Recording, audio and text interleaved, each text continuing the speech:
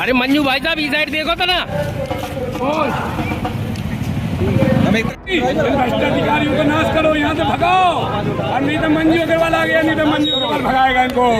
तस्वीरों में बार बार हम आपको कर दिखा रहे हैं मंजू अग्रवाल कहीं ना कहीं कोई ना कोई गधे में बैठकर आ गए हैं। सरकार के द्वारा लाभान्वित हुआ है। घोड़ों को घास मिल रही है, घोड़ों को घास नहीं मिल रही। सीधा आरोप लगाया है कितनी योजनाएं हैं जिनके माध्यम से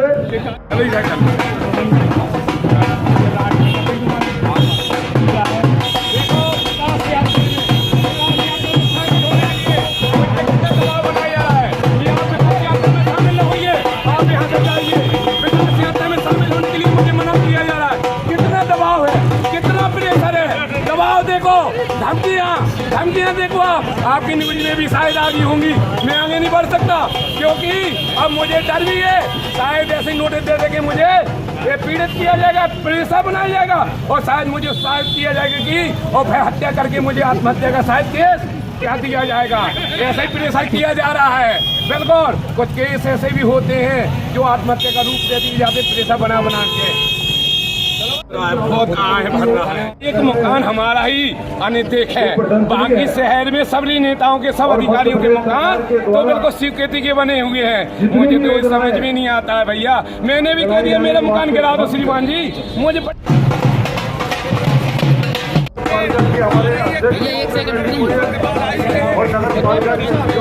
जी भाई साहब आज गदी पे क्यों बैठे हैं आप? भैया गधे भी इसी बैठे हैं कि धरातल पे हमें विकास दिख ही नहीं रहा है, सब अधिकारियों का ही विकास दिख रहा है। भैया मुझे तो नोटिस मिल गया है, मेरा ईमानदारी का फल मुझे मिला है। मैं तो ये सोच रहा हूँ कि मेरा मकान कब गिर जाए। भैया सुना है शासन प्रशासन जो टकराएगा वो चूर चूर हो जाएगा। मंजू अग्रवाल वो शेर है, शिकारियों का शिकार करना तो जानता है और नस्त कमजोर के आगे नस्त मस्तक होना सीखता है। मेरे शिकार में शिकारी फंस गया है। अब मुझे ये देखना है शिकारी अब निकल पाता है मेरे जंगल से कि नहीं निकल पाता शेर के जंगल से। आज गधे में बैठना का आपने गधे में बैठने का ये कारण है कि गधा जो है आज की डेट में अधिकारियों को गधे आदमी को गधे कीड़े मकोड़े गुलाम समझते हैं। उनको बिल्कुल उनकी माँ उनकी दुख दर्द तकलीफ से कोई भी परेशानी का कोई भी उन्हें लेना देना नहीं है। वो कहते मेरा घर भरो और आप जाओ। ये यात्रा लगाई जा रही है बाडू बाडू में, ये सब दिखाना है, दिखावा है। अब कई आप लोग पूछ लीजिए कि आवास के कितने पात्र परिवार आपके यहाँ डले हुए हैं, परंतु उन पे कोई भी सुध लेने वाला नहीं है कि इनके पास से पैसा आएगा। कई कह रहे थे हमने इतने करोड़ डाल दिए और डायरेक्ट खाते अपने घर के डाल दिए, उसमें से जितना कमीशन मिला फिर बाद में डाल दिए खाते। सभी बंधुओं से निवेदन है, बहुत बड़ा एरिया है। वार्ड नंबर 2 में लगभग 14 कॉलोनी आती है। ये रंजन देवी वितरण हेतु लाडली लक्ष्मी योजना के अंतर्गत खुशी अहिरवार अंजना अहिरवार जी को आमंत्रित करते हैं। धन्यवाद उमेश साहब। वार्ड में इसलिए लगाई जा रही है कि जो मुख्यमंत्री की योजनाएं हैं हर जन जन तक पहुँचे, जन कल्याण योजना का लाभ मिले।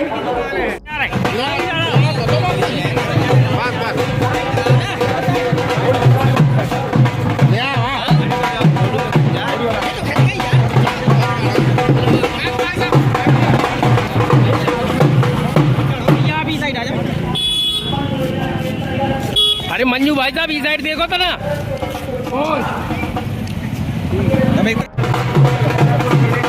Hey!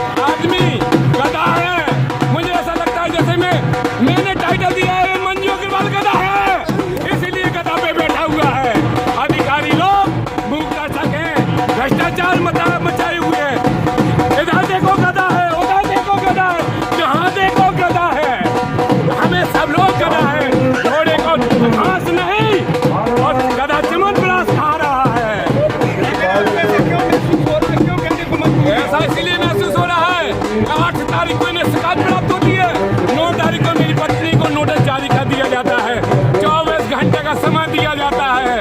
इतनी फास्ट कार्रवाई अगर होती तो इन्हें यहाँ पे विकास यात्रा का कार्यक्रम नहीं आयोजित करना पड़ता। इन्हें विकास यहाँ कई लोगों के आवास अभी भी पेंडिंग में 5-5 साल के 2-2 साल के, लेकिन किसी भी प्रकार का आवास की उनकी सुधि नहीं ली जा रही है। कई लोग हैं अभी आवास के, जैसे हमारे जो वीरेंद्र हैं, इनका भी आवास 2 साल से डला है और इनकी परिवार ID का भी नाम मम्मी माता जी का काट दिया गया है और किसी भी प्रकार की सुधि नहीं ली जा रही है। इसलिए मैंने भी कसम खाई है कि मैं गधा पे ही यात्रा क्यों न करूं। रोडें नालियों की खोद दी जाती हैं, नालों के लिए खोद दी जाती हैं, परंतु रोडें नहीं बनाई जाती हैं। इतना विकास है, परंतु विकास कहाँ पर है? धरातल पे नहीं, अधिकारियों के घर पर विकास है। सब कर्मचारी, अधीनस्थ कर्मचारी, अधिकारी और नेताओं के घर पर काम कर रहे हैं।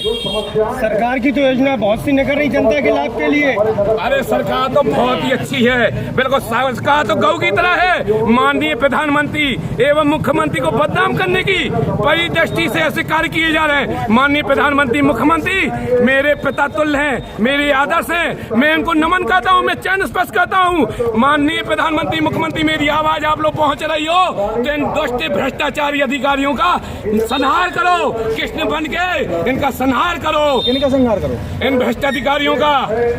तो क्या मानते हैं कि भ्रष्टाचार मचा है? गधे का बैठने का ये कारण है कि ये अधिकारियों की दृष्टि में गधा ही समझते हैं, कीड़ा मकोड़ा समझते हैं, गुलाम समझते हैं आम नागरिक को, और कुछ नहीं है। घंटों बैठे रहते हैं, दिन भर बैठे रहते हैं, परंतु इनकी कोई सुध नहीं है लेने वाला। क्या नाम है आपका? मेरा नाम मनोज कुमार अग्रवाल और फिर मंजू नेता। आज मैंने इसका टाइटल दिया मंजू अग्रवाल मैं गधा हूँ। इसको इसलिए विरोध प्रदर्शन कर रहा हूँ, इसलिए मैंने ये टाइटल दिया है कि प्रशासन द्वारा आम आदमियों को शायद मेरी दृष्टि से गधा, कीड़ा मकोड़ा एवं गुलाम की दृष्टि से देखा जाता है। इसलिए आज मैंने कहा कि गधे में बैठकर मैं इसको विरोध प्रदर्शन जारी करूँ, जिससे कि इनकी शायद भ्रष्टाचार अधिकारियों की आंखें खुल सकें, निंदा से जग सकें। जी लोग इसका विरोध प्रदर्शन करने आया हूं मैं। ऐसा लगता है जैसे इन लोगों का बिल्कुल विकास यात्रा के नाम पे विकास तो दिखता ही नहीं है, बस काली कमाई को अपने घर पे रखा जाता है। विकास धरातल पे नहीं है, विकास घर अधिकारियों के घर पर है।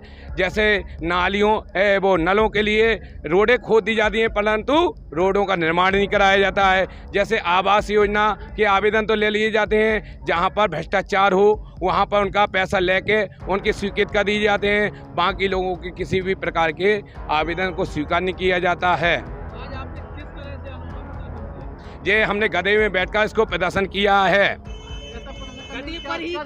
ये इसलिए जरूरत पड़ गई कि ये भैया हमें 8 तारीख को इन्हें शिकायत प्राप्त होती है, नीलम अग्रवाल द्वारा की जाती है, और 9 तारीख को मुझे नोटिस दी दी जाता है। 9 तारीख को सुबह देता है कि 24 घंटे का आपको 8 बजे मिलती प्राप्त होता है और 24 घंटे का समय दिया जाता है, मतलब उसी दिन भर मिलेगा। शाम के 4-5 घंटे का आपको समय है, आप जवाब दीजिए, वरना नहीं एक अच्छी कार्रवाई की जाएगी। मैंने भी संकल्प ले लिया कि आप मेरे विरुद्ध कार्रवाई कर दीजिए। मान लीजिए अगर इस प्रकार की अगर कार्रवाई होने लगे तत्काल, तो आदमी की समस्याएं क्यों उत्पन्न हों। अरे यार भैया, एक ही घंटा में 24 घंटा में अगर नोटिस जारी हो सकता है तो 24 घंटे में प्रकरणों के निराकरण क्यों नहीं हो सकते हैं।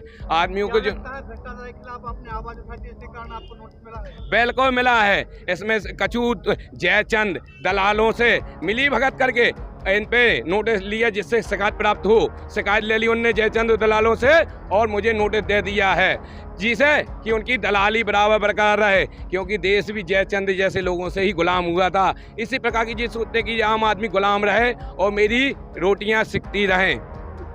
डांस करते हुए ढोल मजीरों के साथ, उसके बारे में तो मुझे कोई भी जानकारी नहीं है कि ढोल से किस उसमें यात्रा निकाली। हम अपनी विकास यात्रा लेके वार्ड नंबर 2 में आए हैं, जो कि ये गोविंद तिवारी जी का वार्ड है, और विकास के पूरे कार्य हम लोग कर रहे हैं। जितने भी जो समस्याएं हैं, जन कल्याण योजनाएं हैं, जितने भी वार्ड की समस्याएं हैं, तो उनको पूरा करने का पूरा प्रयास हम लोग कर रहे हैं और किया है और आगे भी करते रहेंगे।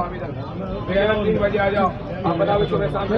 यात्रा को बिगाड़ने के लिए प्रपंच तो नहीं रचा गया जी, कहीं ना कहीं विकास यात्रा को बिगाड़ने के लिए प्रपंच तो नहीं रचा गया। ये तो अब उनका ही, उनके बारे में मैं कुछ भी नहीं बता सकती, क्योंकि हम लोग का यहाँ आना हुआ, ये ढोल बजे किस वजह से हुए, इस बारे में मैं कुछ भी नहीं बोल सकती।